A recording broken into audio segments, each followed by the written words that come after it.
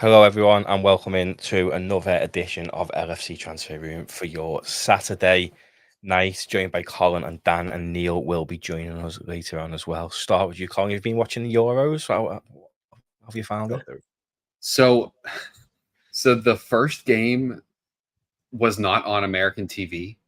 Like our Fox Sports bought the rights, but then they literally didn't. They showed it on not even on a streaming service that you could pay like $5 or $10 to get for the month. It literally was on their like TV alternative, so you could not watch it. The second the Spain Croatia game was on regular TV, so I was watching that, but I didn't get a chance to watch Dom play. I don't think I missed much from what I had seen, but Not on at all, to be honest. I saw they brought on a real big lad at the end. Yeah, he was a unit, but the poor, to be fair, I've seen a lot of people hyping up before the Euros, but they qualified so well, but they were, like I said, from the clips I saw, they looked terrible. As long as there's no Scotland talk, we're all good. Dan, how are you?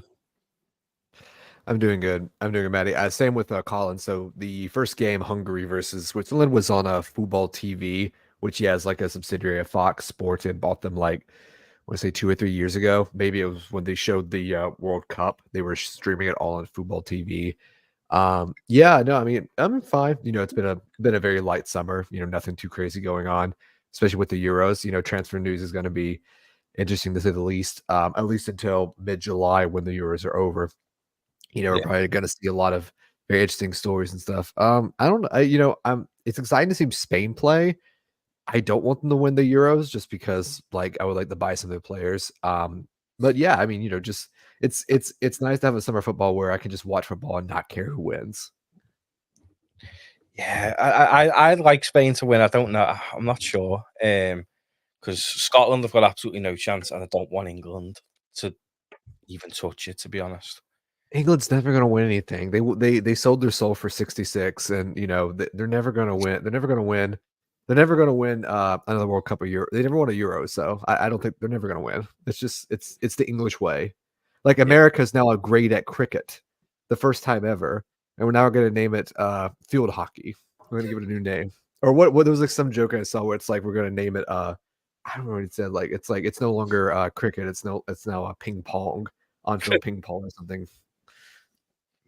Cricket. I don't watch cricket, to be fair. It's massive in England, but I never watched it at all. As an outside chance, though, I'd fancy Holland. I was looking at their squad the other day. They got a strong squad, very strong squad. So I feel like as an outside chance, it's going to be France who probably win it, isn't it?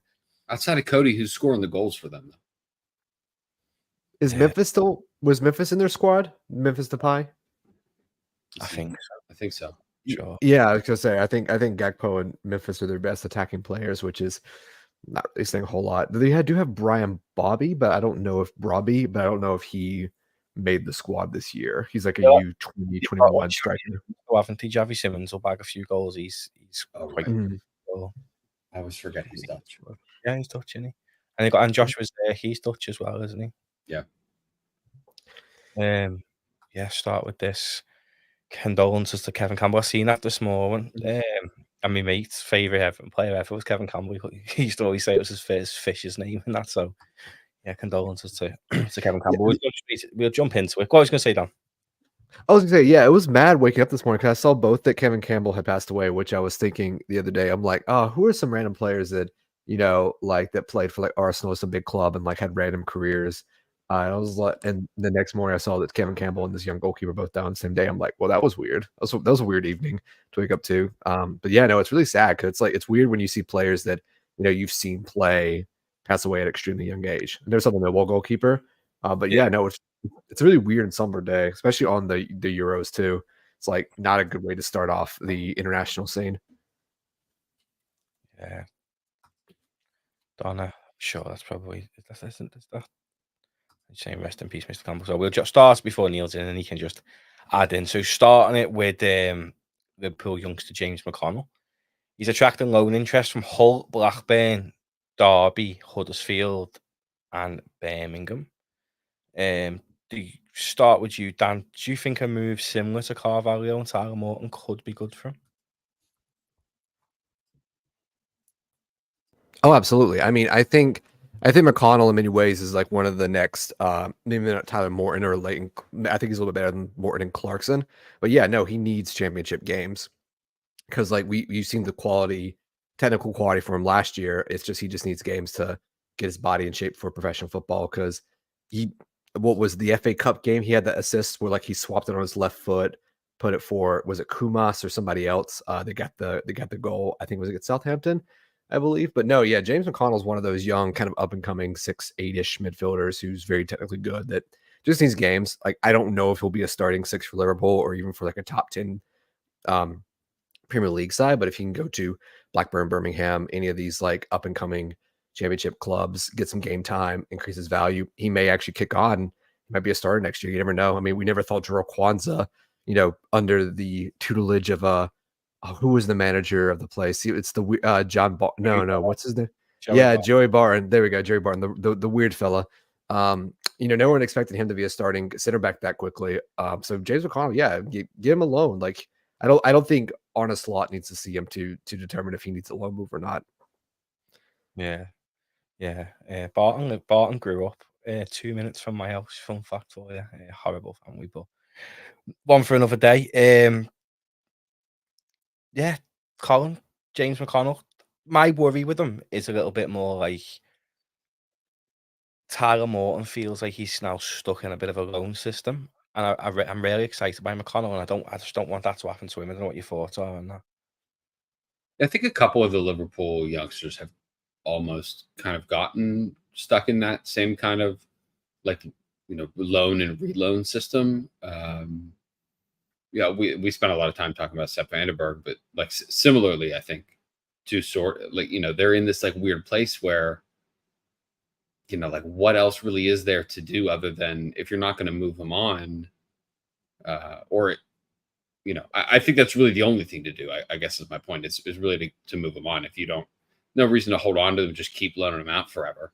If the value is high or high enough there, then I think if you can find a buyer, get to it. I would expect. I mean, he's going to need a loan move at some point. I think probably best to do it now. I don't know what happens with Tyler Morton. I could see obviously if Tyler Morton's not going to go back to Hull, I think McConnell could go there. We have a pretty good relationship with them, and they're willing to take youngsters, and they've done really well. So I think that would be a decent place for him to end up. Yeah, Neil, hello. How are you? Been watching much of the Euros? Yeah, sorry, I'm a bit late. Yeah, good, thanks. I saw the Scotland game last night. So that was a bit of a surprise. I didn't expect it to be as poor as it actually was. And I've been out playing cricket today, so I've not seen anything. I've just seen the results. So I'm looking forward to sitting down and watching the Italy game tonight. Dan's just been saying cricket's reached America now. Really? Yeah. We won. We won one game, and we're against Pakistan. Yeah. The U20. Well, no, they're in the quarterfinals now for the U20s, like in the tournament. Isn't it part hosted in America? I think so. I think so. Yeah, I think so. New I think so. York? But it's like the first time. Yeah, it's like the first time like the American cricket teams like been in this tournament, and they're already like in the quarterfinals. It's like the 1932 World Cup or wherever America finished third randomly. Way back in the glory days of the mid-30s Europe. That's something I've never watched. But yeah, Neil, just been speaking about James McConnell, getting loan interest from Hull, Blackburn, Derby, Huddersfield, and Birmingham. Do you think a move similar to Carvalho and Morton could be good for him? One side that isn't listed, but I think has got a chance of getting McConnell on loan is Sunderland, because that's his boyhood team, and I feel like he'd go there. And I think it'd probably be a better move, really, with the likes of Joe Bellingham and that there. So, what your thoughts are?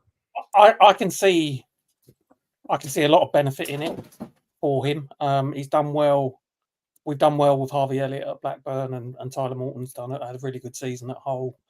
And Carvalho's done really well in the second half of the season. So I guess it comes down to what opportunities is he going to get in our first team. He did really well in the games that he played. I think someone's already mentioned the cup game that he played in.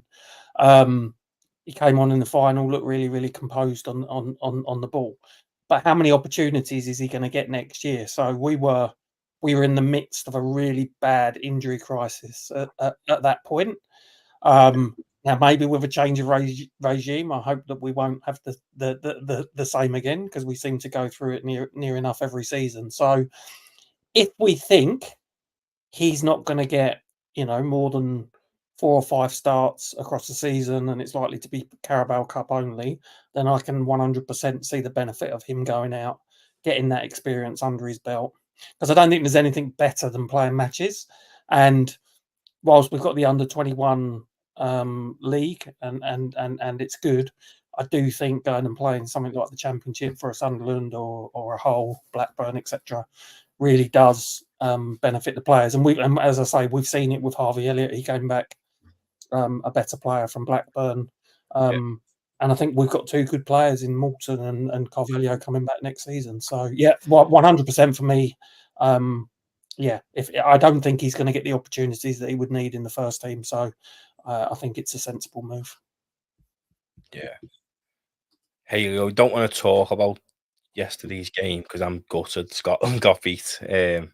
Proper gutted. I knew they'd get beat before they'd sneak a draw. To be fair, but they always get battered, don't they, in major competitions. It's a lifetime of misery. I followed my granddad's nation, and it's just a lifetime of misery. I'd rather that than support England, to be fair. Looking ahead then, start with you, Colin. Apparently we're looking at accelerating contract negotiations with Trent, Salah and Virgil. We're going to be talking about, is it the right move, or do we need to cash in on one or more of this trio? From what my 50 pence is, definitely give them all new deals. I think Salah will probably go next year. If you don't give him a new deal now, then he's probably going to go for nothing next year. So I think the new deal ties that extra year with Salah in. Mm-hmm. Van Dijk's our leader. I think he was fantastic this year. I think he's still a Rolls Royce for defender, and there's not much better than him. And Trent, you'd be stupid to not tie him down to a new deal, really, wouldn't you? Yeah, I've been saying for a while that I thought that there was going to be a scenario where maybe only 2 of the 3 got done. And I still think that there maybe is a world where that happens, but I certainly would hope not. I don't think that now. I mean, the one that I, would be the least worried about it is if we moved Salah on. And again, I don't want that to happen, nor do I actually think that that would be the case. But the other 2, to me, I mean, to lose one of your newly appointed captain or vice captain, is really problematic to me. So if there had to be only one, I think that's what I might pick. I feel as though we're in this really weird place, with the Euro starting and with the kind of business that needs to get done, and not just, transfers in or transfers out, but also the contract situations that we need resolved. It's this very weird kind of like purgatory sort of area where there's just kind of nothing going on, or nothing publicly. I don't think going on. I think it's been a lot of Twitter's been really pretty desperate for any scrap of news. So, hopefully there's something concrete. And frankly, I would be happier to have all 3 of their contracts finished before we had another incoming, finished up. Yeah, definitely. To be fair, they're like new sign. I know Dane will kill me for that, won't he? But they are sort of like new signings if you're tying down like the Trents and stuff, because Madrid are sniffing around. They somehow seem to get whoever they want on free transfers. Getting Mbappe on a free is the maddest thing I've ever seen. But you don't want him going to a side like there, do you, Neil? Really, if he was to move to say like a Real Madrid on a free, or even goes into the last year of his deal and you're only getting like 50-60 mil. Because I think they'd turn anyone's head at the minute, don't they? Yeah, they do. So they're definitely the big thing, haven't they? They've got all these fantastic players and have this lovely habit of winning the Champions League year in, year out. I'd be disappointed in him personally. If he moved on, he's just been made vice captain. The likelihood is he'll probably be the captain within, another 2 to 3 seasons, depending on what Virg does. So I'd be disappointed. He doesn't need to move now. He's still got time on his side. And I always thought he would be a one-club player. So yeah, we don't want to lose him. He's key. I personally, all 3 of them are key for me. I know everyone's saying, "Oh, maybe we should cash in on Salah." Salah will be back to his normal self next season. So get the deals done, get the 3-4 players that we need, and move forward with them on board, rather than having the worry that they're into their last year and we won't get the money that we need for them. Yeah, I agree with Salah, to be fair. I think he should stay, do a year or 2 under slots. And to be fair, the new deal, although the people are fuming, he's only got 1 year left on his deal now anyway, so you're not going to get what we were offered, say, last summer for Salah. You renew that deal for, say, 2 years and 2-3 years and get another season out of him. We're going to need him in a transition season. We need his goals. We need his ability, really. And that's that word transition is really important. I think we need stability. And Mo Salah is as much of a guarantee as we've got in terms of goals. That's not to say that the other 4 aren't very good players, and Darwin might explode at some point. But Mo Salah is the nearest thing we've got to a guarantee. And with a new manager coming in after 9 years, we need it to be stable, and we need him there. Yeah. Straight this from Mark. If you are watching on X, not Twitter anymore, do go over to YouTube. I don't know. Usually comments from X don't come through, but we'll raise marks up because it did. But anyone watching on there, do head over to YouTube because you can get your comments in there. But given our business model need to sell players, selling Mo makes more financial sense given his age, which I'd agree on that part. But I just feel like another year deal, Dan. Give him like 2-year deal, sell him next summer. That is probably wise as well in a transition period. What's your thoughts on that? Yeah, I mean, it just comes down to Salah want more money because he's on the highest wage than anybody else is right now currently at the club. Like, it's higher than Virg, it's higher than Thiago. If Trent got his contract renewal, it'd be like 350, it'd be on parity. I think there's an argument to give Salah a 1 to 2 year extension, similar to what they were doing with Milner. The question is, does Salah want that? And I think Hughes and Edwards, this has been the misunderstanding both with the quote unquote sell to buy model and the contract negotiations, is that Edwards has never had an issue with giving older players contracts. It's just the length of contract is the issue. So when the Henderson contract was up, it was the fact that I think if I remember the reports, they wanted to give 2 to 3. Endo wanted 4. So he wanted that security, that guarantee. So I think if Salah is willing to say, I'll sign for a year, I'll sign for 2, I think it's perfectly fine to do that. I don't think you need to, this is the controversial thing, I don't think you need to sell Salah to buy a top class forward. We make enough money, we have enough turnover as it is in terms of revenue that, you don't need to supplement that with the sale of a star forward. It would help and make it faster and less of a risk. But I don't think you need to do that in order to do the squad. And considering how Arne Slot plays, I think you would, if I was any manager and, you're guaranteeing me that I'm going to have Salah, and then next thing I know, he's getting sold behind my back, I'd probably be pretty upset, especially when I think you can make an argument that Salah could play as a 10, quote unquote, a 10 in the way that Slot would play them, not as a right winger, but as kind of a free roaming 10 in the same way that you would have a Odegaard or a De Bruyne in some way, someone who's more of a playmaking former right winger center forward. I mean, I just don't think you get rid of a player that can contribute, especially when you have with eight Champions League games now with the Swiss system on top of the 38 league games you have to play, and on top of arguably 2 to 3 cup games both in the League Cup and in the FA Cup. I just don't think it makes any sporting or financial sense in order to do that unless you get a mega offer from a PSG.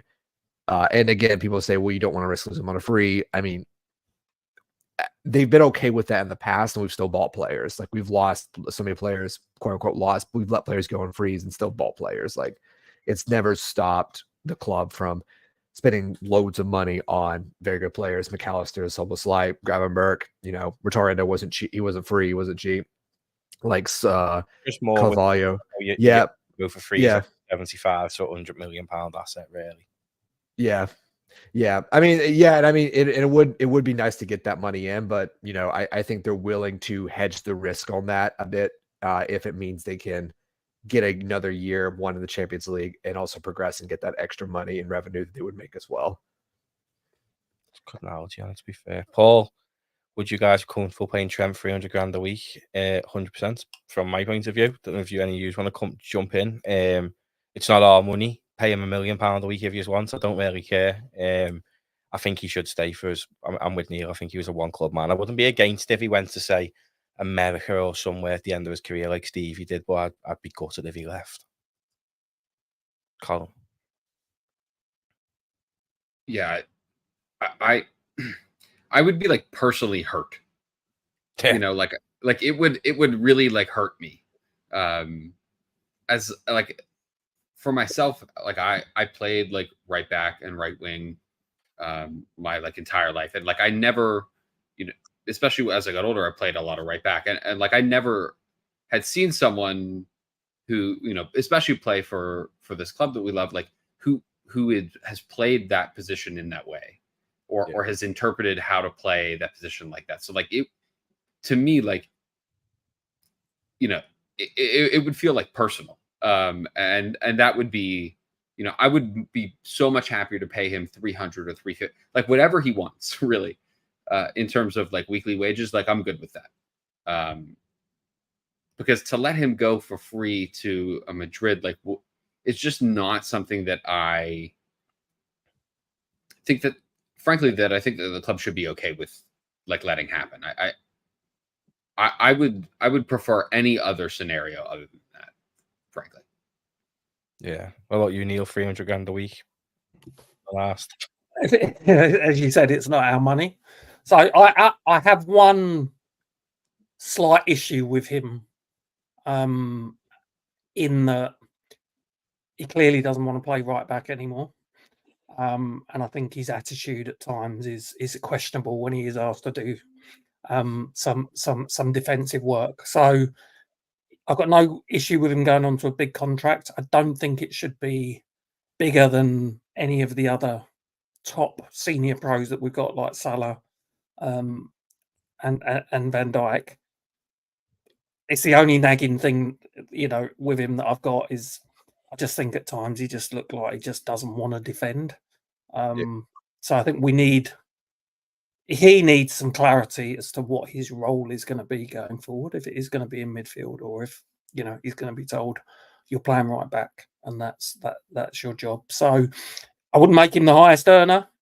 I'm happy for him to have a pay rise, but yeah, I don't think he should be paid as much as others. But I wouldn't want to lose him on a free. We lost Steve McManaman on a free to Real Madrid. It can't happen. So let's find a compromise. Let's give him some clarity about what his role is going to be, because I think he needs it, and then move forward and make the best of what a fantastic player that he is. Yeah, it's the money that could be support, though, so you can't dismiss it. I think the angle more YouTube name is that we've just lost Thiago on 300 grand a week. So Trent deserve that money 100% in my eyes. So saying it, and I'm saying like it's not our money, why we bother, but Thiago's just left, so there's money in that transfer pot of wages really to give to him from what Thiago was getting. So you could up it to that sort of money. Going to move on to the David Lynch quote, and I want to get this spot on because there's been so much aggro on Twitter about people misquoting this. But he said, if Liverpool are to make a signing in that position, meaning central defensive midfield, the 6, they want to be absolutely sure it's a huge upgrade on Endo, not just a sideways move. But at this moment, they don't seem to expect that this type of player will come up. So, Colin, I think what Lynch is pretty much saying is it makes sense. There's been so much uproar today around Liverpool don't want a 6, Liverpool don't think it's a priority, blah, blah, blah, blah, blah. there's so many ifs, buts, and maybes, though, isn't there, in terms of the midfield? Like we've just been speaking about Trent, he could move into a double pivot. I think Endo's been fantastic, and there's no reason to. Yeah, he's not a starting six for a club of Liverpool stature, but he's fantastic to fill in, play games. We've got a lot of games next year, extra games in the Champions League. But I'm reading between the lines with the Lynch quote. I'm not really bothered by it because I feel like they're saying if they were to buy a six, they want it to be like in the stature of Fabio, and that's a big sign who's going to carry you for 5-6 years. So if that player doesn't come up available, they're basically saying we're not panic buying, which is fair, isn't it? It's what we've been, drumming on about now for I have for months on stream, which is that I don't see who this player is that we have expected to buy at 6. Like I don't see where that person would be coming from. To that quote and to the point that the quote is making, that if we're going to spend the money, which we seem prepared to do, last year, it would need to be an upgrade on what we already have, and a significant one at that. Not you don't buy marginally better for £100 million. So to me, this is exactly what I've been saying, which is that if we want that like killer 6, big, athletic, defensively sound, but can also progress the ball and is good in possession when they need to be. Like I would love for someone to tell me who that person is, and like where they are and how they might be available to us for anywhere under £100 million, because I don't see them specifically, which is to me why it's something that I've expected. If we were going to get a 6, that it would be someone that would be from a lower, someone that you haven't heard of, someone from a league that most of us don't watch consistently, someone who might, is probably 18, 19, 20 years old. And it is more of a project rather than someone who's going to be expected to just play, to the schedule point, is going to be expected to play 30 games, 40 games. So I don't know who that person would be. Yeah, Neil, I mean, comment here saying like the report saying they want a massive upgrade on Endo. There's so many out there. I'd be intrigued to see who the commenter thinks is out there. To be fair, because I'd agree more with YouTube names saying there's no Rodris on the market at present. And for me, Neil, you want someone in that Rodri stature, really, don't you? Someone like Fabinho, like Rodri, who comes in and changes things rather than just a player who can play in a 6. Yeah, so I think one really important factor is that we're probably going to change the way we play. So whereas we've been playing with an out-and-out 6 for 9 years, or maybe the best part of 9 years, I think we're looking to play a slightly different style of football, and that might be a double pivot. So all this about we're only going to find something. We're only interested in someone who's an upgrade on what we've got. Well, that's logic, isn't it? Really. So you're not gonna look to bring in someone that's on par with what you've already got and doing a good job. So for me, it's about finding a solution. Now, if there's a fantastic number 6 out there that can come along and play an on a slot system alongside a McAllister or a Bacecic or whoever it is, fantastic. But if there isn't, what else can we do to come up with a functional system of play that's going to make us dominate opponents and win matches? So it's about finding that solution, and I don't think it's. I think we're in a period of uncertainty because we don't. If Jurgen Klopp was still the manager of this football club, I have no doubt we would be trying to sign an out-and-out number 6. I think we have done over the last 2 summers. There was Caicedo, Lavia last summer. Tchouameni the summer before. I think we're in a slightly different place now. They might, if a fantastic number 6 comes available and he can play in that slot system, great. But if not, what else can we do to give us balance in that midfield? Because at times last year we were still quite easy to play through and get dribbled past. So let's find something that's going to work. And if that means that there's no out and out number 6 and it is a double pivot, then fine. Yeah, Colin, I'd agree with Mark as well, saying Badge can do that role, but he does still need somebody to learn from. You could argue he's probably going to learn an okay amount from Endo. He's had Thiago for the past few years. Is this the season where Bajcetic maybe does get a chance, and that's what the club are looking at? Like, they've got such a high ceiling player who you think's going to reach the top. Is this now the time where we might see Bajcetic come in and play? He is going to have a full preseason. I think it probably is more of, it's kind of, with Steph at the moment, it's kind of an unknown situation rather than, like, I think that the club still believe in him, and I still believe in the potential that is there, but he's had a whole year off and hasn't really played. He played some under 21 games right at the end of the year, but not many. So it is almost a, you kind of got to see kind of maybe where he's at, where his game is at. I would be shocked if it was as crisp and as clean as it was prior to him being injured for the whole of last year. I still don't. I mean, to Neil's point, the expectations of how we play and how midfielders play in a new system are going to change. So maybe it is something where, maybe what we have. I mean, if you run through the list of like midfielders, people who you could list as sixes or eights, I would not count Harvey Elliott. I would keep, count him as 10. Yeah.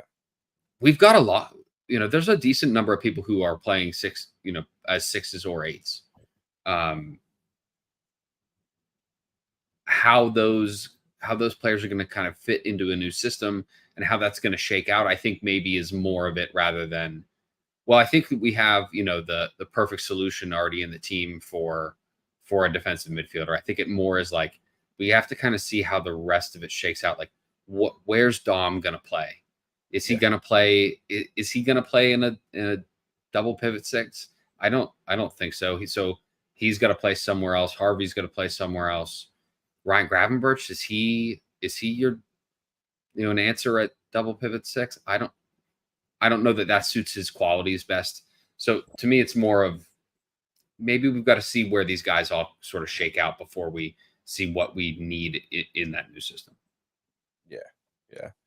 I've just seen your comments, Muse. I apologize. Hello. Thank you for always tuning in.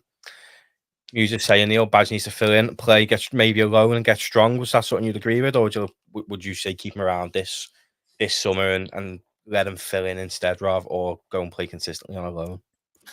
I think he will. So I think he's different, very different to the James McConnell situation.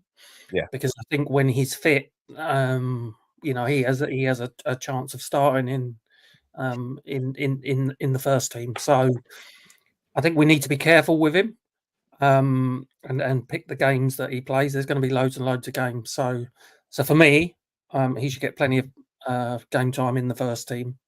And he should stick around as part of the squad for next season.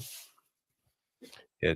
What about you, Dan? Is there any, with David Lynch's comments around Liverpool only by a 6 if it's a massive upgrade on what we've got, probably indicating more of like a Fabio type player? Is that annoyed you, or would you agree that what's the point of going and wasting money on just someone saying, yeah, we've got a 6 when Trent might play there in Scott's new system? Or are you happy that the club are basically prepared to wait for the right man? We waited for Van Dijk, we waited for Alisson. That's what I'm thinking. If we wait for a player who do you know that they really want, it usually turns out all right.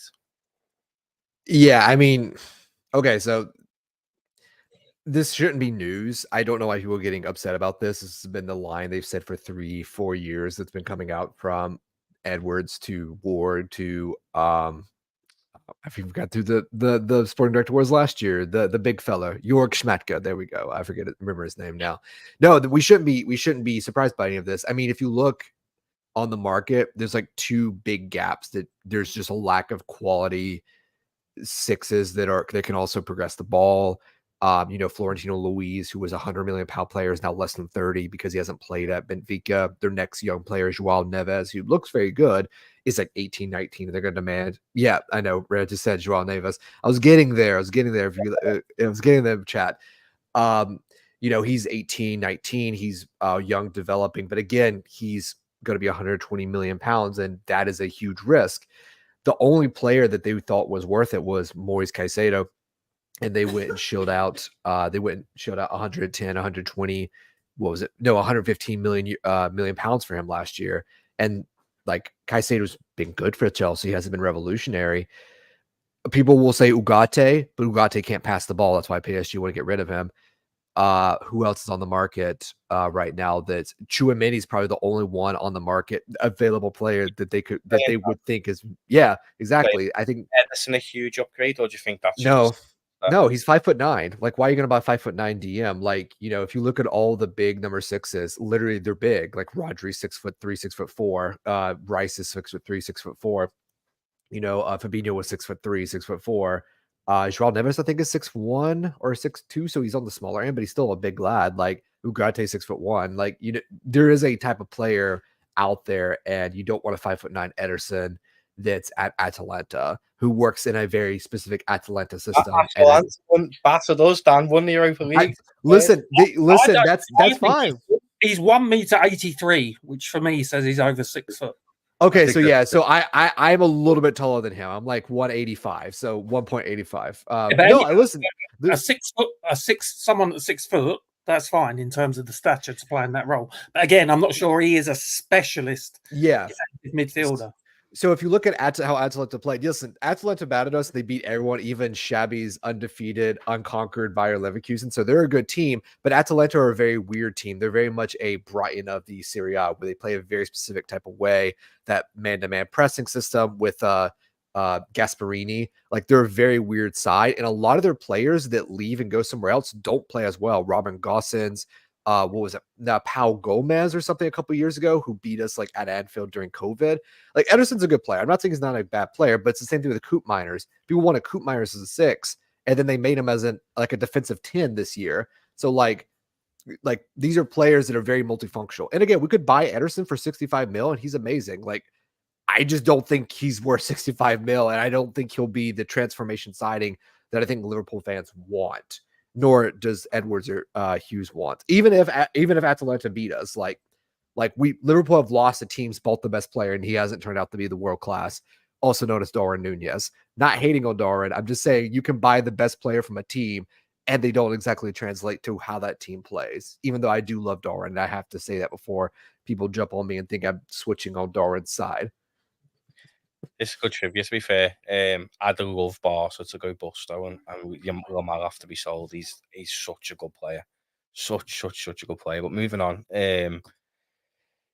Veterans like Matip and Salah, like Matip leaving and Salah needing better backup or competition in his position.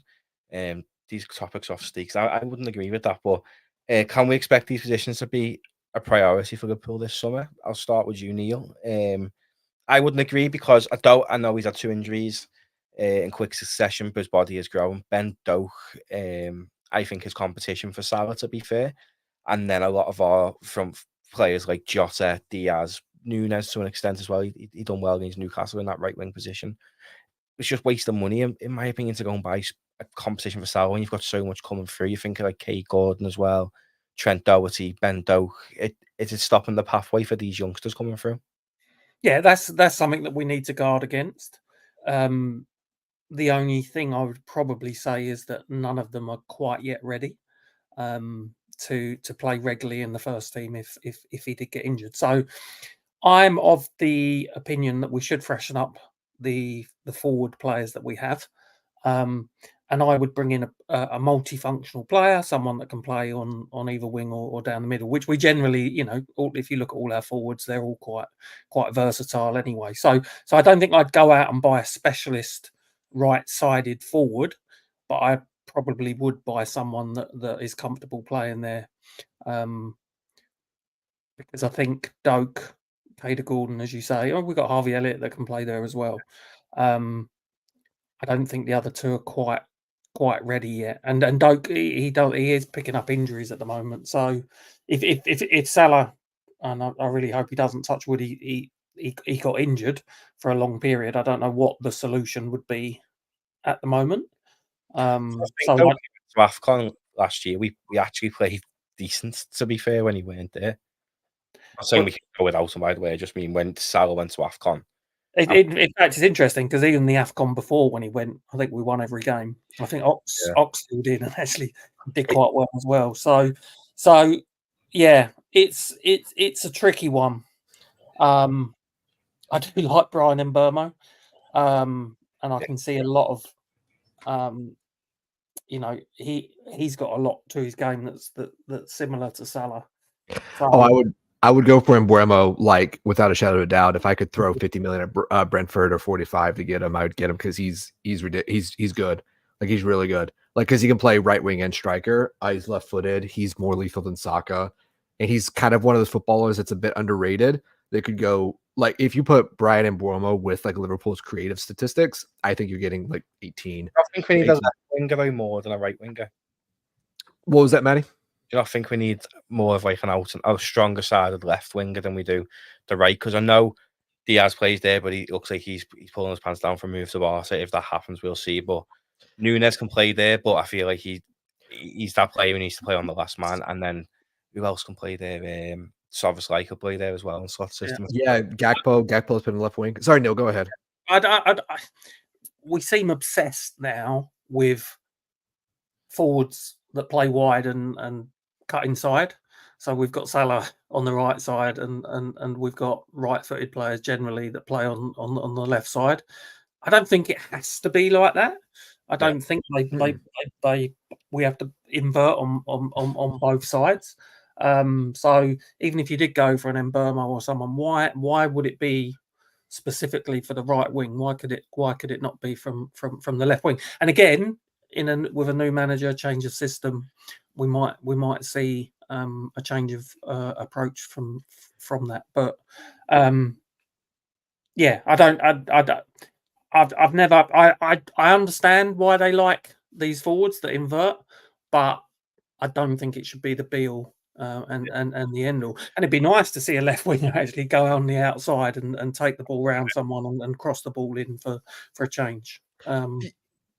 So I mean, here's the thing. I'm with the crowd that taps the sign. We don't need another left winger. And the reason I say that is not because you couldn't buy someone on the left wing that's a really good left winger. It's just that the way that all modern football teams really play right now is that your quote unquote wingers, someone's just holding width. They're not even like traditional wingers, beat a man, get across and get to the byline, pull it back. It's all about just whoever's holding the width. Like in City's Guardiola, it used to be Mahrez or that's what Grealish did very well, and that's what they had Doku doing. They're just sitting there and just standing on the sideline, even if they're right-footed.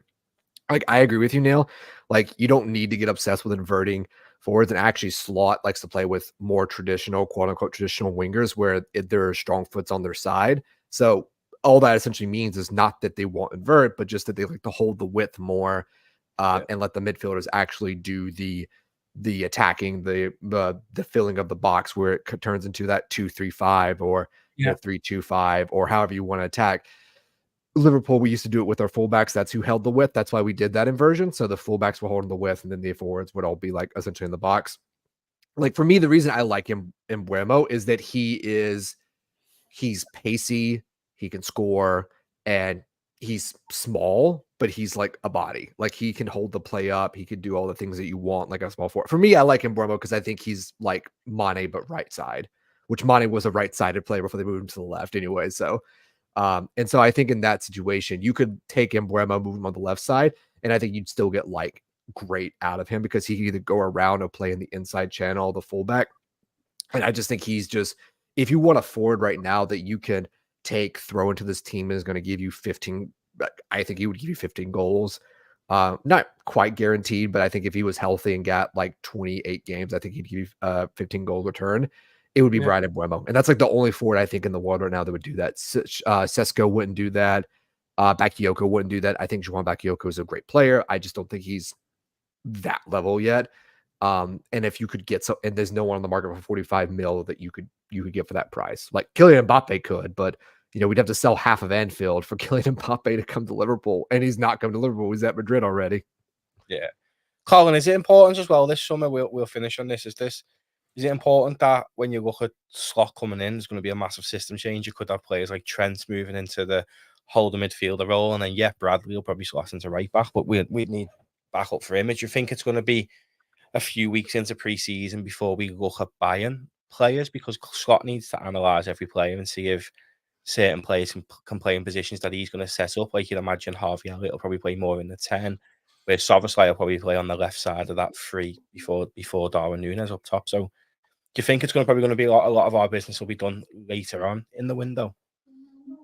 I do. And I think it's actually why, for that same reason, I think it's why Liverpool haven't done the official interview yet, and they haven't announced him yet, and he's still on holiday, is because I don't think there's a lot, there's a lot of behind the scenes stuff going on, a lot of, I'm sure, player analysis, and the man's got a computer, he can receive things on his holiday if he needs. But I think a lot of what is being done is contract stuff and kind of prep.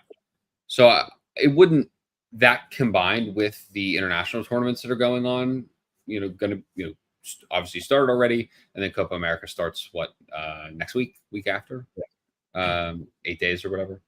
So that between those, I think the last couple weeks of our summer are going to be a busy one. I think you're going to see us with some emergency streams late into the evening or super early into the day. And I think stuff's just going to kind of pop up. I do. I expect this kind of to be all backloaded. I think he's got to get an idea of not only where which players are maybe not up to what his expectations are, but like you said, also we've got to see who's playing where. Is Joe Gomez only going to cover for right and left back? Is he going to play? Is he going to be center back cover? What is Trent's situation? Has he gotten eyes on other of the midfielders, or any some of these other guys that we've brought up as question marks, not necessarily for whether or not they're going to be in the team at the end, but just kind of what's their role going to be? Is that going to be changed or altered? And then I think at the end, that when's the official deadline? Is it the first week of September? I think so, yeah. So I'm guessing that last 2 weeks of August is going to be a stressful one, which I guess is more to the point of maybe why they're trying to be so prepared. I'm guessing the backroom staff and the analysis teams they're not getting their holidays currently. Yeah. That's probably the busiest month of their lives. So that kind of preparedness, I would expect us to be, well underway on, but I think a lot of it kind of can't happen until they convene and go from there. Yeah. Albania 1-0. So it's a good transition to leave it there, so we can all go and watch the Italy and Albania game. Love the Euros, just footy on all day. We misses it already and stay on. But thank you, Colin, Dan, and Neil for coming on. If you are watching on X, please go to YouTube and leave us a subscribe. Like Colin's just hinted at there, if there's a transfer, no matter what time of day, we will go live and talk about it. We have streams every single night at 7:30, but while the Euros are on, they're going to be at 7 p.m. just so you can't miss that 8 p.m. kickoff game. So that's what we're going to go do now. Go and watch that. Nice one for tuning in. Nice one for coming on. And yeah, we'll leave it there. Up the Reds.